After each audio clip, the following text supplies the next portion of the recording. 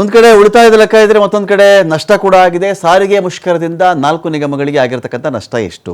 60% bus ಮುಷ್ಕರದ ಕಾರಣದಿಂದಾಗಿ 15 ಕೋಟಿ ನಷ್ಟ ಆಯಿತು. 3 ನಿಗಮಗಳಿಂದ ಬರೋಬ್ಬರಿ 15 ಕೋಟಿ ಲಾಸ್ ಆಗಿದೆ. BMTC ಕಾರ್ಯಾಚರಣೆಯಿಂದ ಯಾವುದೇ ನಷ್ಟ ಆಗಿಲ್ಲ. BMTC ಎಂದಿನಂತೆ ಇತ್ತು, ದೊಡ್ಡ ಮಟ್ಟದಲ್ಲಿ BMTC ಓಡಾಡ್ತಾ ಇತ್ತು, ಹಾಗಾಗಿ ಅಲ್ಲಿ ಲಾಸ್ ಆಗಿಲ್ಲ.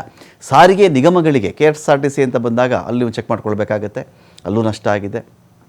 6,32,88,000 ರೂಪಾಯಿ ಲಾಸ್ ಆಗಿದೆ. ಅಲ್ಲಿ NW KRTC 2,20,00,000 ಅಷ್ಟು ಅಲ್ಲಾಸ್ ಆಗಿದೆ. ಇನ್ನೊಂದು ಕಡೆ ನಾವು KKRTC ಅಂತ ಬಂದಾಗ 6,91,00,000 ಅಲ್ಲಾಸ್ ಆಗಿದೆ. BMTC ಕಾರ್ಯಾಚರಣೆ ನಷ್ಟ ಆಗಿಲ್ಲ. ನಿನ್ನೆ ಓಡಾಟ ಅಂತ ಚೆಕ್ ಮಾಡ್ಕೊಂಡಾಗ 68% ಅಷ್ಟು KSRTC ಇತ್ತು.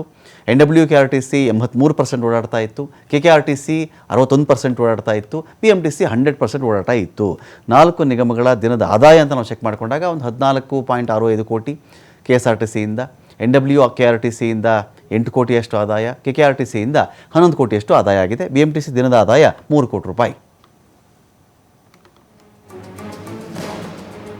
ಇಟ್ಟಿಸ್ಕೊಳ್ಳಿದೆಯಾ ಗಣೇಶ್ ಇದ್ದರೆ ಗಣೇಶ್, ಒಂದು ರೀತಿಯಲ್ಲಿ ಶಕ್ತಿ ಯೋಜನೆಯನ್ನು ಗಮನದಲ್ಲಿ ಇಟ್ಕೊಂಡ್ರೆ ಮಹಿಳಾ ಪ್ರಯಾಣಿಕರು ಸರ್ಕಾರದ ಬಸ್ ಹತ್ತಲಿಲ್ಲ, ಪ್ರೈವೇಟ್ ಬಸ್ ಹತ್ತಿದ್ದಾರೆ, ಸರ್ಕಾರ ಕೊಡಬೇಕಾಗಿರ್ತಕ್ಕಂಥ ಹಣ ಉಳಿತಾಯ ಆಯಿತು ಅಂತ ಹೇಳಿ. ಬೇರೆ ಅಂತ ಬಂದಾಗ ಒಂದು 15 ಕೋಟಿ ಲಾಸ್ ಆಗಿದೆಯಾ ಓವರಾಲ್ ಆಗಿ?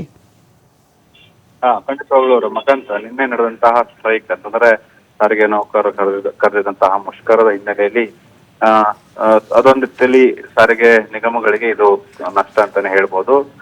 ಆದ್ರೆ ಫ್ರೀ ಬಸ್, ಮಹಿಳೆಯರಿಗೆ ಇದ್ದಂತಹ ಗ್ಯಾರಂಟಿ ಯೋಜನೆಯ ಫ್ರೀ ಬಸ್ ಏನಿದೆ ಅದರ ಸೇವೆಯನ್ನ ಬಳಸ್ಕೊಳ್ತಾ ಇರುವಂತ ಹಿನ್ನೆಲೆ ಸ್ವಲ್ಪ ಮಟ್ಟಿಗೆ ಆರ್ಥಿಕವಾದಂತ ಒಂದಿಷ್ಟು ಉಳಿತಾಯ ಸಾರಿಗೆ ನಿಗಮಗಳಿಗೆ ಆಗಿದೆ ಅನ್ನುವಂಥದ್ದು ಸಮಾಧಾನಕರ ವಿಚಾರ.